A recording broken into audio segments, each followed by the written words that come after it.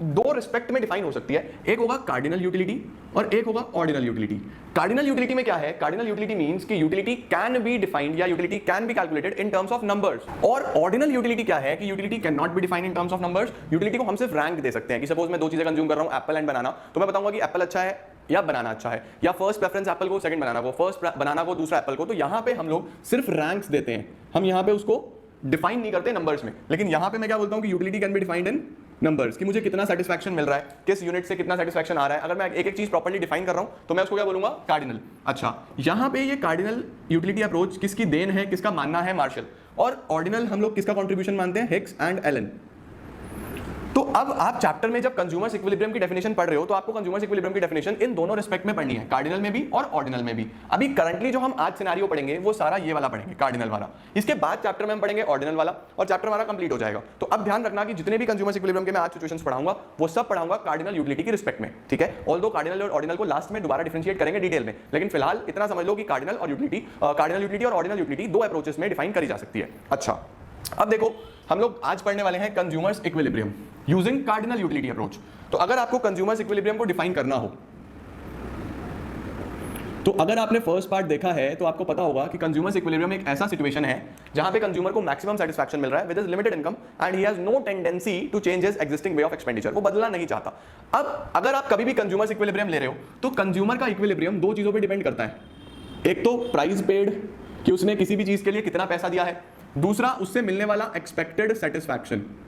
जितना जितना भी वो कंज्यूम करता जाएगा तो उससे एक्स्ट्रा कितना सेटिस्फैक्शन मिलेगा, एमयू, एक्स्ट्रा सेटिस्फैक्शन एमयू होता है। अब कंज्यूमर्स इक्विलिब्रियम के आपको पता है, अगर हमें कंज्यूमर्स इक्विलिब्रियम डिफाइन करना हो तो इसको दो रिस्पेक्ट में डिफाइन करा जा सकता है, single commodity and to commodities.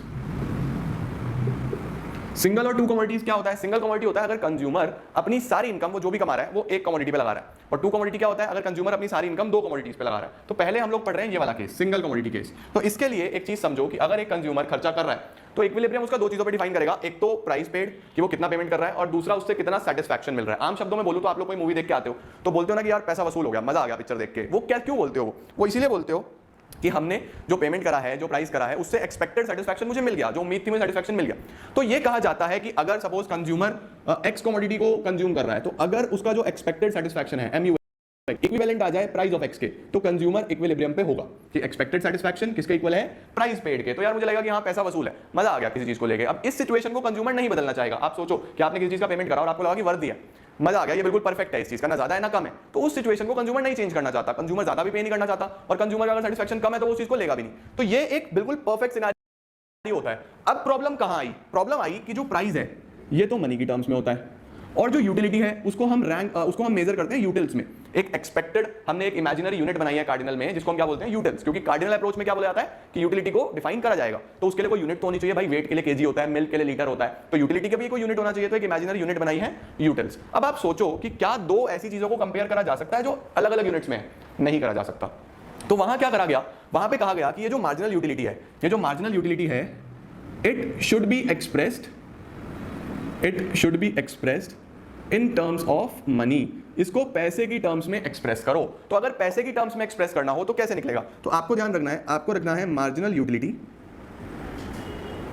इसको डिवाइड कर दो marginal utility of money, marginal utility of money से इसको डिवाइड कर दो। इसको मैं वैसे लिख सकता हूं कि MUX को डिवाइड कर दो MUM से। MUM का मतलब क्या है कि हम लोग एज्यूम करेंगे कि 1 रुपए से या आप ये कह लो कि 1 रुपीज में कितनी यूटिलिटी मिल रही है, एक तरीके से ऐसे डिफाइन करना। तो MUX अपॉन MUM करके हमारे पास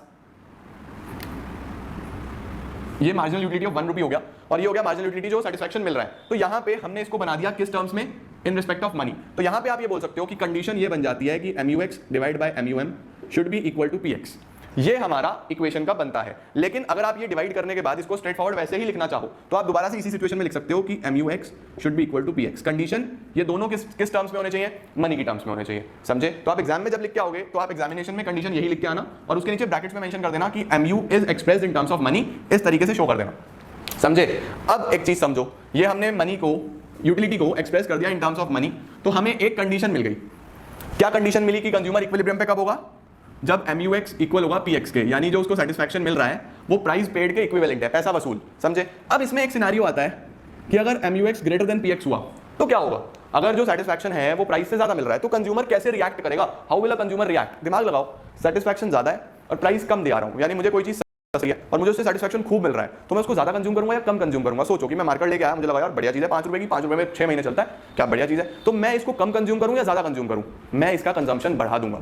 इस सिचुएशन में अगर सेटिस्फैक्शन ज्यादा है तो कंजम्पशन बढ़ेगा, कंजम्पशन इंक्रीज होगा।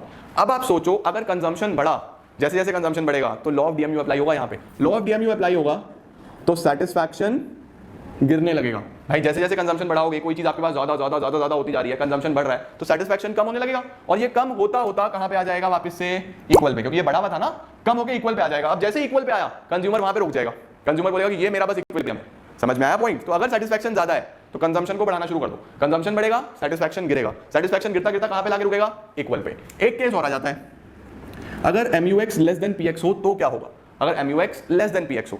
अब यहां पे क्या हो रहा है, देखो सेटिस्फैक्शन कम मिल रहा है और ऐसा लग रहा है कि कीमत ज्यादा देनी पड़ रही है, पैसा ज्यादा देना पड़ रहा है, हमें कोई चीज महंगी लग रही है।